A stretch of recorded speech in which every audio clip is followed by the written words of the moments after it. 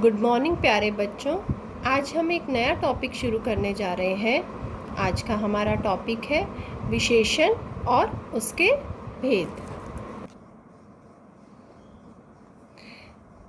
विशेषण विशेषण क्या होता है बच्चों? विशेषण का अर्थ है विशेषता। विशेषण का क्या अर्थ है? विशेषता। जैसे काला कौआ, लंबा जिराफ, लाल फूल, बहादुर सैनिक। अब देखो यहाँ पर काला कौआ, तो कौवे की विशेषता क्या है? वो काला है। लंबा जिराफ, जिराफ की विशेषता क्या है? वो लंबा है। लाल फूल, फूल की विशेषता क्या है? वो लाल है। बहादुर सैनिक, सैनिक की विशेषता क्या है? वो बहादुर है। तो यहाँ पर कौवे की यह विशेषता यह है कि वह काला है। इस प्रकार से सबकी अलग अलग विशेषता बताई गई है। विशेषण का क्या मतलब है? संज्ञा या सर्वनाम। संज्ञा यानी ये नाम, जैसे कौआ, जिराफ, और सर्वनाम, सर्वनाम क्या होता है? जो संज्ञा के स्थान पर प्रयोग किया जाता है। संज्ञा या सर्वनाम। संज्ञा या सर्वनाम की विशेषता बताने वाले शब्दों को विशेषण कहते हैं। जैसे काला कौवा में कौवा क्या है? कौवा है संज्ञा, ठीक है। और संज्ञा की विशेषता क्या है? वो काला है। तो संज्ञा, ठीक है, और उसकी विशेषता काला, तो काला क्या है? इसमें विशेषण है। उसके बाद विशेषण जिस संज्ञा या सर्वनाम की विशेषता बताता है उसे विशेष्य कहते हैं। अब जैसे इसमें कहा गया विशेषण जिस संज्ञा या सर्वनाम की विशेषता बताता है। जैसे ये काला विशेषण है, काला ने किसकी विशेषता बताई? कौवे की। तो कौवा यहाँ संज्ञा थी, तो इसे हम क्या कहेंगे? विशेष्य। संज्ञा और विशेष्य दोनों एक है। ये तो हो गया विशेष्य और ये है विशेषण इसमें। उसके बाद देखो आगे, प्रिया सुंदर है। अब इसमें विशेष्य, संज्ञा क्या है? प्रिया, और सुंदर उसका विशेषण। यह वृक्ष हरा है, यहाँ यह वृक्ष संज्ञा और हरा उसका क्या है? विशेषण। अब इसी बात को हम ध्यान से यहाँ फिर से देखते हैं। संज्ञा या सर्वनाम की, आपको मैंने बताया, संज्ञा या सर्वनाम की विशेषता बताने वाले शब्दों को विशेषण कहते हैं। जैसे बगीचे में सुंदर फूल खिला है। बगीचे में सुंदर फूल खिला हम वाक्य में देख रहे हैं, तो यहाँ पर जो फूल है वो क्या है? संज्ञा है। और फूल की विशेषता क्या है? वो सुंदर है। तो सुंदर यहाँ पे क्या हुआ? विशेषण। सुंदर है विशेषण, और फूल क्या है? संज्ञा यानी विशेष्य। फूल विशेष्य है और उसका विशेषण क्या है? सुंदर। विशेषण जिस संज्ञा या सर्वनाम की विशेषता बताते हैं उसे विशेष्य कहते हैं। जैसे देखो विशेषण ने किसकी बताई विशेषता? फूल की, तो फूल यहाँ क्या हो गया? विशेष्य। अब आगे है विशेषण के भेद। विशेषण के भेद। विशेषण के 4 भेद होते हैं। सबसे पहला भेद है गुणवाचक विशेषण, जिसमें आपको मैं आगे साथ साथ पढ़ाती हूँ इसके। विशेषण के भेद, विशेषण के 4 भेद होते हैं। सबसे पहला है गुणवाचक, नंबर 2 संख्यावाचक, नंबर 3 परिमाणवाचक, और नंबर 4 संकेतवाचक या सार्वनामिक विशेषण। आगे देखो बच्चों, इसमें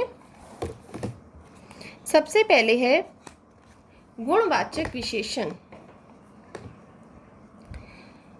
जो शब्द संज्ञा या सर्वनाम, देखो नाम या उसके स्थान पर जिसका भी प्रयोग किया जा रहा है उसे सर्वनाम कहते हैं। तो संज्ञा या सर्वनाम के गुण, दोष, रंग, रूप, आकार, प्रकार आदि का ज्ञान कराते हैं, उन्हें गुणवाचक विशेषण कहते हैं।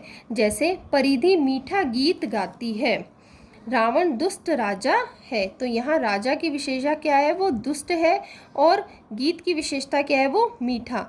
तो ये क्या है? गुणवाचक विशेषण है। ये क्या है? गुणवाचक विशेषण। अब इसमें देखो अच्छा, भला, दानी, पापी, बुरा, दुष्ट, ये इसके गुण है। और दशा में क्या होंगी, जैसे मोटा, पतला, दुबला, भारी, गाढ़ा। काल यानी समय, अगला, प्राचीन, नवीन, पुराना, नया, ताजा। आकार, सुडौल, गोल, चकोर, लंबा, चौड़ा, नुकीला। और स्थान में दायां, बायां, भीतरी। ये जो शब्द जहाँ आएंगे वहाँ कौन सा विशेषण होगा, गुणवाचक विशेषण। जैसे देखो बच्चों, उदाहरण 1 हम देखते हैं, गीता समझदार लड़की है। तो यहाँ पे लड़की की विशेषता क्या है, वो समझदार है। ठीक है, तो समझदार है ये उसका गुण है। तो यहाँ पे कौन सा विशेषण का भेद है, गुणवाचक विशेषण।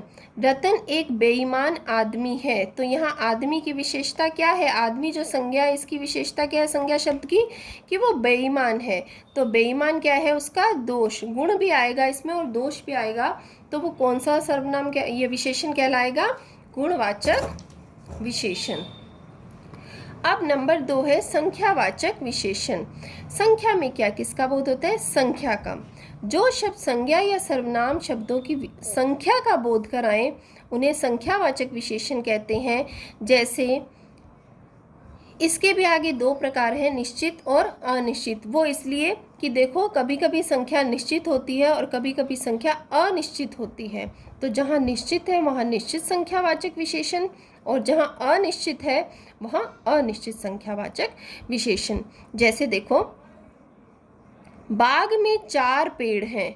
तो बाग में जो पेड़ है इसकी विशेषता, संज्ञा, ये जो संज्ञा है इसकी विशेषता क्या है, कितनी है संख्या उसकी, 4। तो ये संख्यावाचक विशेषण है, 4 है जो वो संख्यावाचक विशेषण है।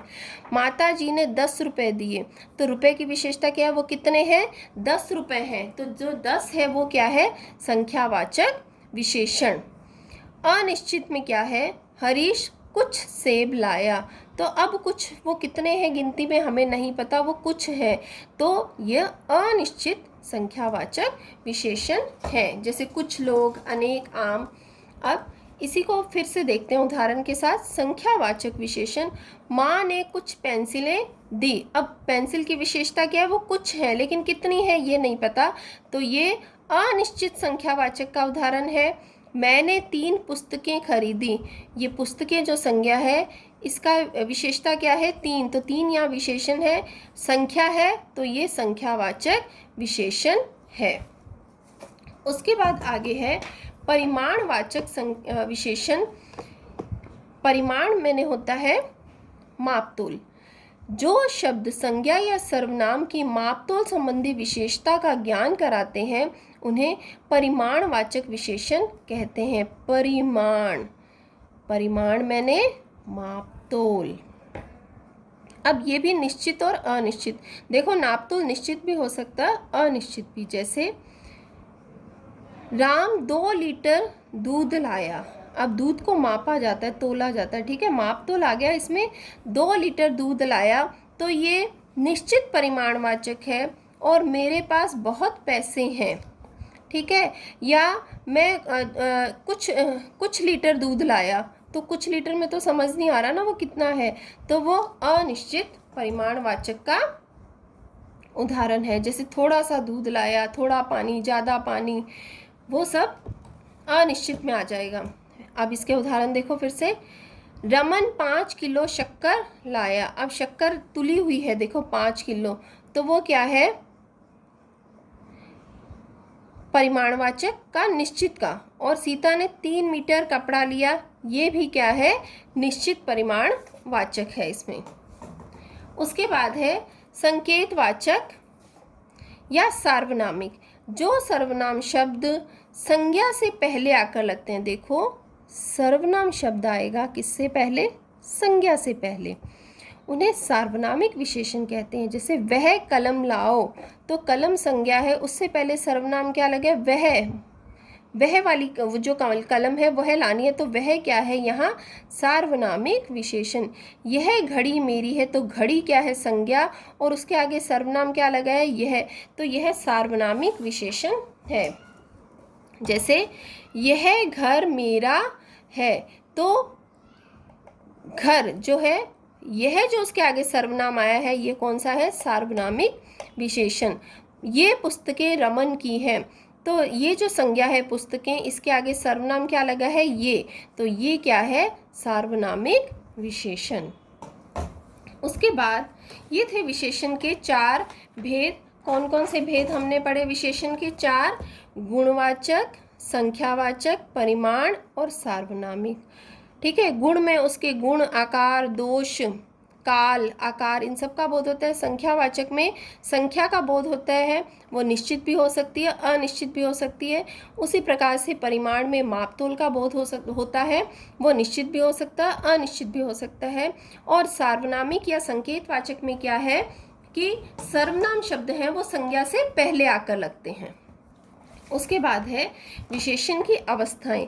विशेषण की देखो 3 अवस्थाएं होती हैं। विशेषण की 3 अवस्थाएं होती हैं, मूलावस्था, उत्तरावस्था और उत्तमावस्था। विशेषण की 3 अवस्थाएं हैं, मूल, उत्तर और उत्तम।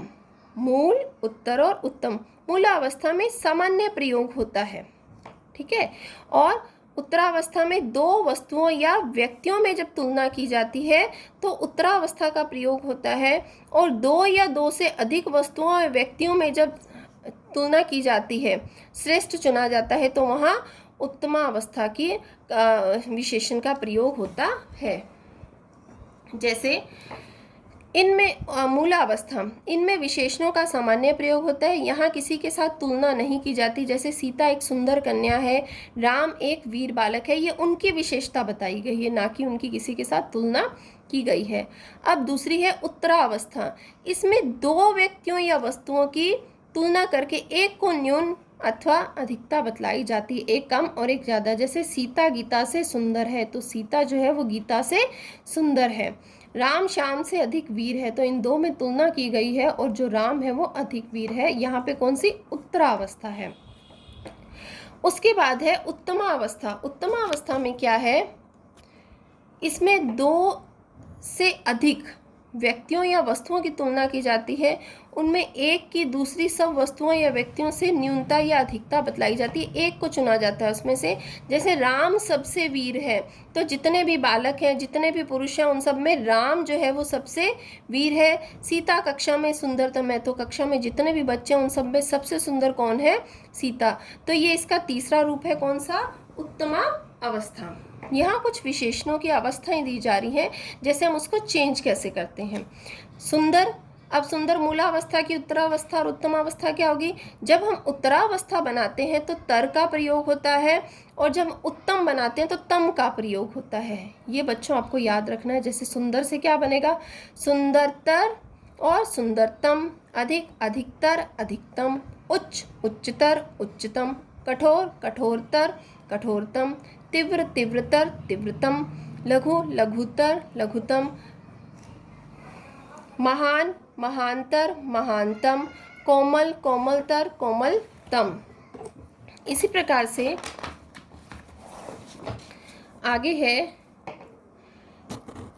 श्रेष्ठ, श्रेष्ठतर, श्रेष्ठतम, न्यून न्यूनतर, न्यूनतम, चतुर चतुरतर, चतुरतम, प्रिय प्रियतर, प्रियतम, मधुर मधुरतर, मधुरतम, योग्य योग्यतर, योग्यतम, विशाल विशालतर, विशालतम, घनिष्ठ घनिष्ठतर, घनिष्ठतम, निकट निकटतर, निकटतम, बुरा अधिक बुरा, बहुत बुरा, मीठा अधिक मीठा और बहुत मीठा। अब हमने क्या सीखा आज, संज्ञा या सर्वनाम की विशेषता बताने वाले शब्द क्या कहलाते हैं, विशेषण। जिन शब्दों की विशेषता बताई जाती है उसे विशेष्य कहते हैं। और हमने सीखा विशेषण के 4 भेद होते हैं, गुणवाचक, संख्यावाचक, परिमाणवाचक और सर्वनामिक। और विशेषण की 3 अवस्थाएं होती हैं, मूलावस्था, उत्तरावस्था और उत्तमा अवस्था। आशा है बच्चों आपको विशेषण अच्छे से समझ आ गए होंगे। अगर आपको मेरा ये वीडियो अच्छा लगे तो प्लीज़ इसे लाइक ज़रूर कीजिए। धन्यवाद।